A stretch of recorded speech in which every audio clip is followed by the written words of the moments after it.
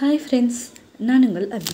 இன்றைக்கி இந்த வீடியோவில் ரொம்பவே சூப்பராக ஒரு ஆல் டைம் ஃபேவரட் ஸ்நாக் ரெசிபினே சொல்லாங்க. அந்த மாதிரி ஒரு மசால் வடை நம்ம எப்படி செய்யுதுன்னு பார்த்துடலாம்.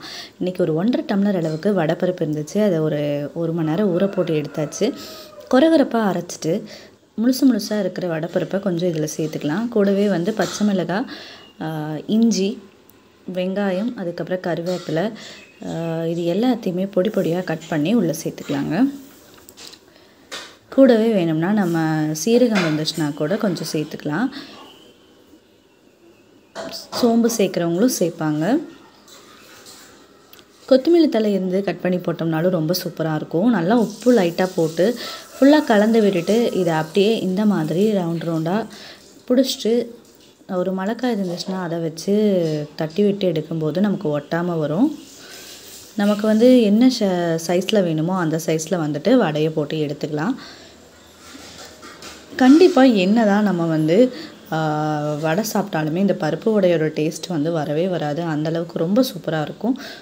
அதே சமயத்தில் சிம்பிளாக செய்யக்கூடிய ஒரு ஸ்நாக் ரெசிபியாகவும் இருக்கும். 2 சைடும் நல்லா திருப்பி விட்டு நான் மொறுன்னு வரும்போது எடுத்து அதை சாப்பிட்டோம்னாலே அதோட டேஸ்ட்டே தனி தான்.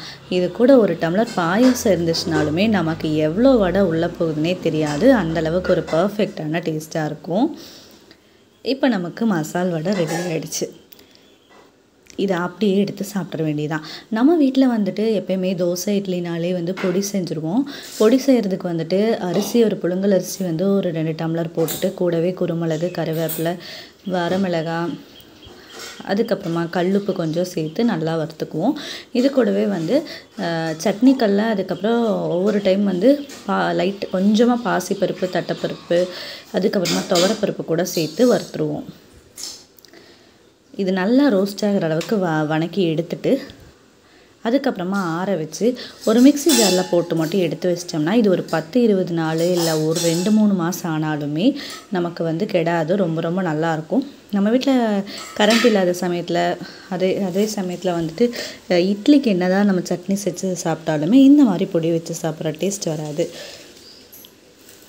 ஸோ இதை அரைச்சி வச்சிட்டோம் அப்படின்னம்னா நம்ம எல்லாத்துக்குமே ரொம்ப ரொம்ப யூஸ்ஃபுல்லாக இருக்குங்க.